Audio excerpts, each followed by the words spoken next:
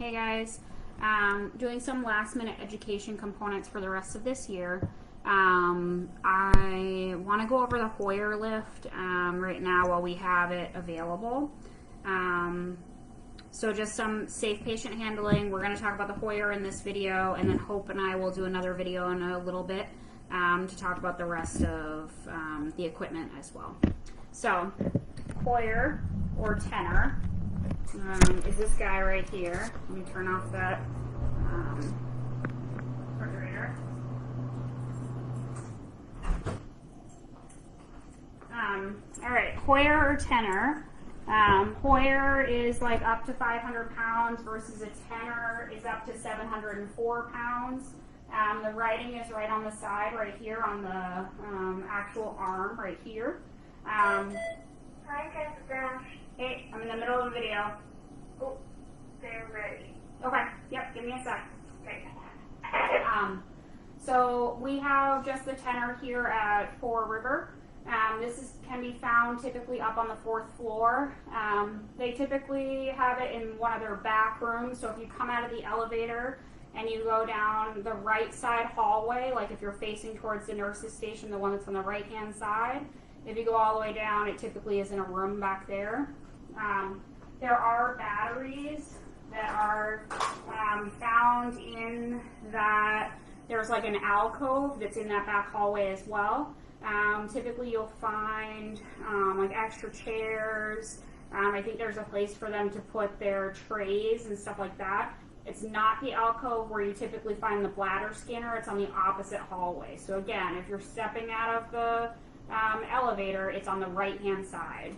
Batteries look like this. There's one wall charger that's literally right up on the wall. If it's not working, if the Hoyer lift isn't working, then it probably is because the battery's dead. Battery goes in. Let me turn this.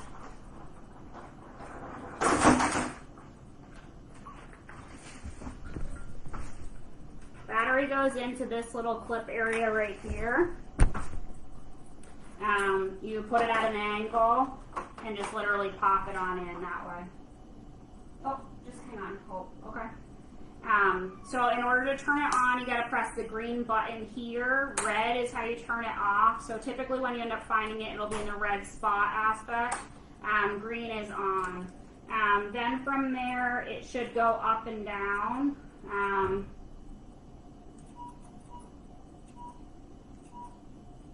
this isn't working.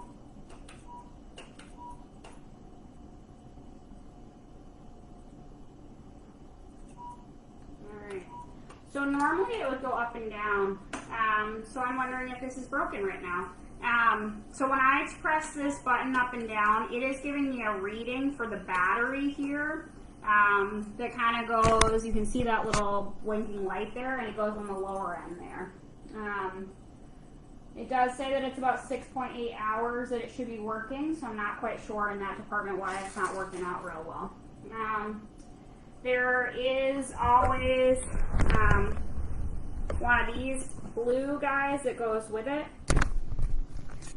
If you were to go ahead and take a patient off of the bed, they've got these little loops here.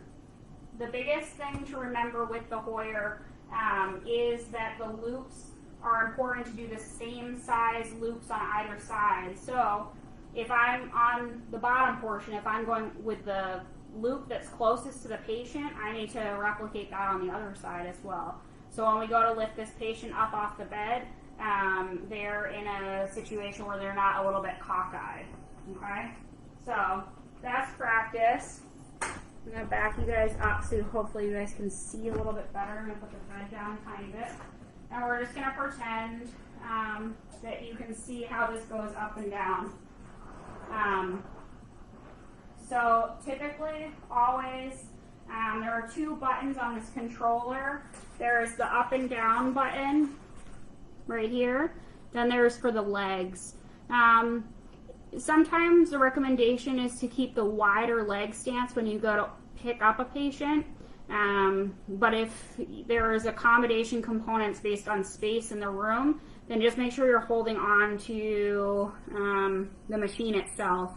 A Hoyer lift should always be 2 staff members. You should never be picking up a patient that requires Hoyer lifts with only 1 individual, regardless as to what staffing is. There should always be 1 person with the actual machine and 1 person right with the patient that is guiding and being safe that way. So I always bring up the machine itself closest to the bed, as close as possible. Not necessary to lock it in place. It's actually recommended when you bring the patient up to not lock it in place, because then the machine can correct itself as far as where the body weight is being distributed. You place this underneath the patient, so this portion, which is like nice and padded, goes behind the patient. We're putting in just the first loops here, and normally I would bring this down closer to the patient to be able to make it happen in that way. And then these 2 portions, you want to make sure your bum for the patient is right on down here. And then you crisscross these so that way the patient doesn't fall out. Making sure that you let the patient know that it's going to feel a little bit funky getting lifted up. That's a normal sensation.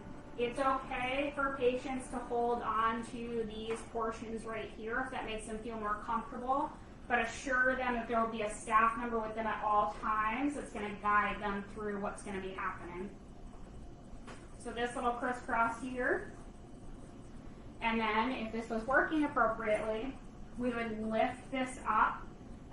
The patient would come up off the bed, and then the machine will move a little bit, but there's a staff member that's here holding on to the machine right here, and then we would move that patient over to a different location, whether it's a chair, to a stretcher, things along those lines. That's pretty much it. I don't expect you guys to use this on your own. The only time that you would really be utilizing this would be is if you're helping hands on another unit. It is not appropriate for us to use a Hoyer lift for our patients. A hover jack or a hover mat would be the most appropriate if we ever had to get somebody up off the floor. This would be more appropriate for your med-surg, bedbound, unable to bear their own weight. Okay? And just remember, this one again is max weight of 704. Okay? Alright. This again, just quick, because they have to go use it on another floor, so I wanted to do it fast. Okay, thanks guys.